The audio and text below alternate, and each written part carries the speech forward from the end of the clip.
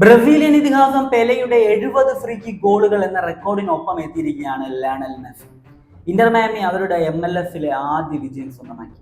ആദ്യ മത്സരം LA ഗാലക്സിയോട് എതിരില്ലാത്ത 3 ഗോളുകൾക്ക് ഇന്റർ മയാമി പരാജയപ്പെട്ടു. രണ്ടാം മത്സരത്തിൽ ഒർലാൻഡോ സിറ്റിയെ അവരുടെ ഹോം ഗ്രൗണ്ടിൽ 2 ഗോളിന് പിന്നിട്ടുന്നതിന് ശേഷം സെക്കൻഡ് ഹാഫിൽ 4 ഗോളുകൾ അടിച്ച് 2-4 എന്ന സ്കോർ മാർജിനിലാണ് ഇന്റർ മയാമി ജയിച്ചത്.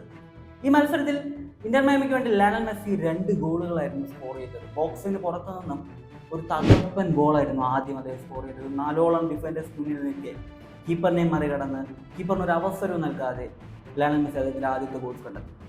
രണ്ടാമത്തെ ഗോൾ 90-ാം മിനിറ്റിൽ ബോക്സിന് പുറത്തു നിന്ന് തന്നെ ഒരു ഫ്രീ കിക്കിൽ നിന്നായിരുന്നു ലയണൽ മെസ്സി സ്കോർ ചെയ്തത്.